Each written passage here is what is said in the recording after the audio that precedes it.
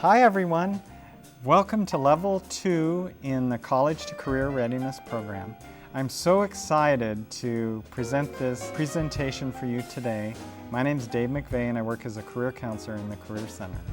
The topic of today's presentation is choosing a major and career path.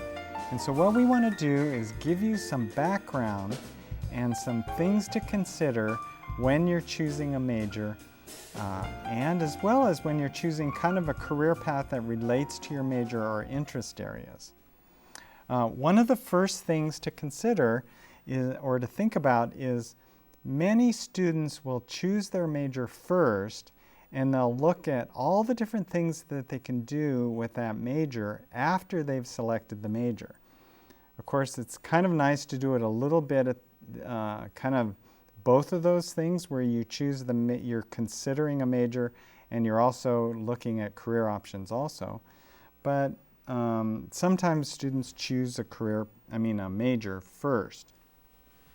As you can see from this slide, there are many options for majors here at Sac State. Certainly there are professions in the world of work that require any major. Certainly graduate school might be a possibility. Careers that relate directly or indirectly to your major, coursework, or concentration. Maybe I want to add a certificate of some kind or go into a teaching credential program. Or add some other options after I graduate, like the Peace Corps or AmeriCorps while I'm in school, for example. So there's many options within each of these to consider. The other thing that students might want to do is they might want to pick a career path and then figure out how do I get there from where I am. So what are the steps to get there? This is an exciting opportunity because if you pay attention, and we in the Career Center can help you, you pay attention to your interests and values and skills you enjoy using, and you research the world of work and find ideas that you're really excited about, and it might be a company or a company or a job title, and then we in the Career Center can teach you how to get there and what to major in if you want to pursue that path. Another area to consider when choosing a major and career path, of course, is the types of majors here at Sacramento State. Some of the majors are what we call pre-majors, where they have prerequisites and specific prerequisites are required. You still have to meet with a faculty advisor in those majors, but you really, once you complete the prerequisites, you actually transition into that major. You still, if you're undeclared, you still have to fill out a major declaration form, which you can download from the registrar's office, but that's the pre-major. Expressed interest majors are those that are impacted, and what impaction means is there are more students interested in the major than they have spots for. So what students have to do is they have to apply to the major. So for example, psychology, nursing, business, biological sciences, those are all, in addition to a few others, are impacted majors. You don't automatically gain major status. Those majors you have to apply. You can certainly reapply, but many of those majors have orientation sessions, so it's good to pay attention or contact the academic department for those orientation sessions.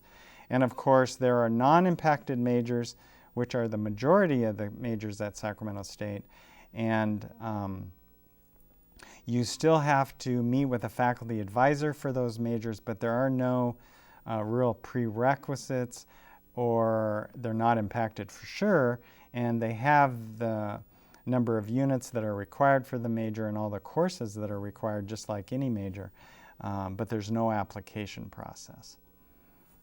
Several things to consider when choosing a major is looking at career options. We always recommend that students meet with a faculty advisor in their major that they're considering and go over what the requirements of the major are. And what classes, are there many science classes that are required, math classes that are required. And the faculty are excellent. They do the majority of the major advising except for some expressed interest majors. It's always a good idea to have a plan B. If for whatever reason you change your mind or your primary major doesn't work out, you'll always have a backup plan to consider. We always remind students that when you get around 60 units, the university will require that you declare a major or be pretty close to being in the process of declaring a major. There are 5 steps to choosing a major and career path. The first one is exploring who you are, looking at academic options, what are the requirements through the academic department as well as the university catalog, and then looking at career options, and then gaining experience in the field or talking with professionals in step 4 under experiential education, and then going through that process of deciding. In the self-exploration area, we, through level 1, actually here in the College to Career Readiness program, you participated in a series of self-exploration, self-assessment exercises that helped you organize information about yourself. These included your interests, your natural talents, what you've enjoyed in school, things you've dreamed about doing. This is really exciting because you're able to then choose majors and career paths that are more in line with who you are, what your dreams are, and what your interests are. Certainly, we have influences in our life, cultural and family influences that have an impact. And so we can teach you how to navigate some of those influences and still pursue some of the dreams you're considering. Values really have a significant impact on our choices. Values are our core beliefs. They are how we make decisions. They're how we live our life. Values are a little bit hard to describe, but if you think about times when you were the happiest or you were the most proud and you were the most fulfilled and satisfied, that can give you an idea what some of your values are. I have this short activity for you called My Office Activity, and I want to show you a series of work environments to show how each of us have individual preferences on where we might want to work.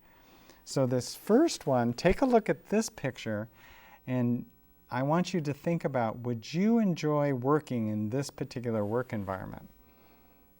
It could be a private business, you could have your own business, it could be a company office. Notice it's pretty creative, and if you look carefully, there's actually an animal in this picture as a surprise. Next is this environment where some of you might like creativity, you might like working with children, you might like teaching. So this is another environment. Could you see yourself in this kind of environment? If you like being a little more active in your employment, let's say you were doing an internship and every day you were really physically active in that position. So this is a neat way to be able to begin to imagine what kind of work environment are you going to be happiest in. Sometimes we're not sure until we actually experience it, but this is a start. This particular one is a lot more kind of business suit oriented. I gave a presentation a few weeks ago and the students said they wouldn't want to sit in any of these chairs except the one right here at the end of the table. So that's kind of funny. But anyway, some of you might like this kind of work environment, or this one where you can use creativity, be on the outdoors, do photography or some kind of science research. Is certainly another area that you might be interested in. So you may not have seen your work environment in the pictures that I just showed you, but we just want to acknowledge and honor each of your strengths and aptitudes and preferences for your education and career choices. Another thing that you can consider is relating your major to interests that you have or passions that you have. So, for example, students who love building computers might major in computer engineering or computer science. If you like the outdoors, you may major in geography or geology or recreation parks and tourism administration, just to give you, or kinesiology, just to give you a few examples. When you look at academic options, it's important to know where you get your advising. So here's a small chart that indicates which majors are expressed interest majors and where you get advising for those expressed interests. Most majors on this campus, you go directly to the academic department to receive your advising. But for expressed interest majors, which are listed, you can see where you can obtain your advising for those majors. In addition, liberal arts majors are something to consider when choosing a major. They're majors where you develop a lot of really neat skills. You might have seen a previous video that we put together that documented some of those, but organizational skills, presentation skills, people skills. Employers really like, in writing skills, these skills that students develop in these liberal arts majors. These are several occupations that we call liberal arts jobs or liberal arts occupations that take any major in terms of the educational requirements for these occupations. The online catalog here at Sacramento State can be accessed through the Sac State's main website, as well as doing a search on Google, just typing catalog and csus.edu, and you'll be able to see that they have all the GE requirements in addition to all the majors on the left-hand column. And when you look at a major, you can find major and minor information, the review of the academic policies. You can learn about GE requirements through the university catalog, course descriptions, and you can find your major, department, and contact information and their website and location. There's also a short list of career possibilities in each major on the university catalog too. As you can see from here, on the left-hand arrow, you can see the list of majors on the university catalog, the title of the major, as well as what is offered for that particular major. Some of you may need to develop a plan B. For example, if you're an expressed interest student in a particular field like nursing, let's say you decide you change your mind and you want to do something other than nursing, but you want to work in healthcare. So this is an example of an expressed interest nursing student that did not get into a nursing program. So she decided, rather than look at other nursing programs in California, she completed her pre-major requirements for biological sciences, declared that major. She was interested in ultrasound sonography school in the Bay Area. She got a part-time job in a radiological company in Sacramento, and she visited their school and completed the requirements at Sac State for the sonography school in the Bay Area. And then she went on, completed her bachelor's, and graduated from that school and is working as an ultrasound technician in Northern California. So kind of cool. You can still be in the same field if you would like. Again, many times on career options, we can look at when you're choosing different careers to consider maybe an industry that you like, but we always remind students that there's many, many options in those areas. Be sure and look at researching what you're interested in.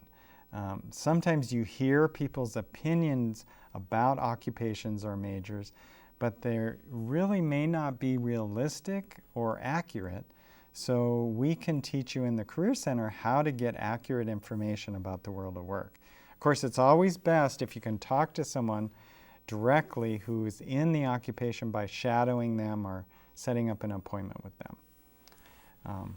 Looking at career options, these are some internet search strategies to help you explore career options related to your major or interest area. And you actually type each of these out that are listed and just change the search words or the key search words on these, but use the search string in Google, and you'll find amazing information on career options related to your major or interest area. Another area to consider is using YouTube and take the occupational titles or job titles from the previous slide and go to YouTube and just type your keyword and the word followed by the word careers, or type a day in the life of a, and and you'll see professionals talking about what they do, and you get to see the work environment also. So I'm going to play just a short clip now and have you watch this short clip on what a physical therapist does, just so you can see a demonstration of that video. Ready? Ready, Set, set, jump! go. Jump! My name is Rachel Chavez, and I'm a physical therapist with the County of San Diego Health and Human Services. 6? You missed 7. Pretty busy here. I come in 7 o'clock in the morning and have my first kiddo up and waiting for me. Ready, set, go! California Children's Services is a program that works with kids birth to 21 years of age with permanent physical disabilities. Most of those are probably cerebral palsy, spina bifida, juvenile rheumatoid arthritis. Come on! Pretty much I spend most of my day working with kids, teaching them to be more independent in their daily lives and be able to do more functional skills. A lot of walking, standing, sitting, getting in and out of different positions, and just being able to do what's most important to them. 2, 3.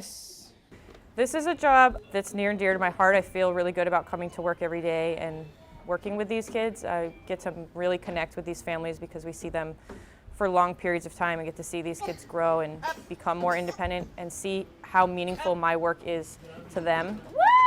You made it!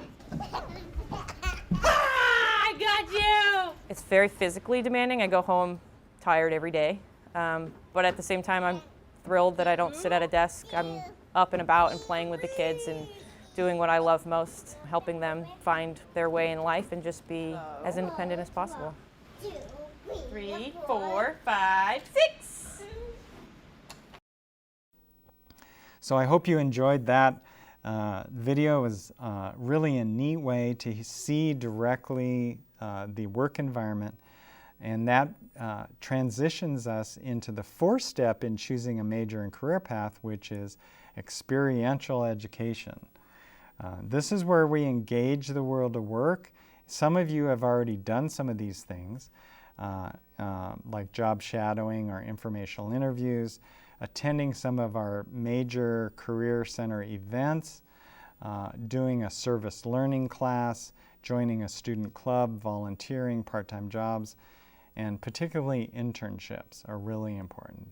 So you really learn directly from individuals in the field, and you, of course, can put this information and experiences on your resume, which can be very helpful when you apply for positions. The 5th area in choosing a major and career path, of course, is decision making. Sometimes it's a little challenging to actually make that decision on a major, but we feel that when you have information about yourself and you've visited the academic program and met with a faculty advisor and you've looked at career options and you've spoken to professionals in the field, that you probably will have enough information to then choose a major or a career path. Some of you may have already done these steps, and I just want to applaud you for doing that. And now you've kind of selected a career path and your major, and now you're getting ready to gain experience. And the exciting thing about the College to Career Readiness program is we'll walk you through those steps to be able to do that. The last area we wanted to show you was just some key websites to consider. The University Catalog, the Registrar's Office, where you can actually download the major and minor declaration form, the Academic Advising Center for any questions about GE and university policies and procedures. They're in Lassen Hall 1013, our Career Center, and then any support counseling services for personal counseling, you can always visit the counseling and psych services over in the Well. Thank you very much. This is part of one milestone in the College to Career Readiness program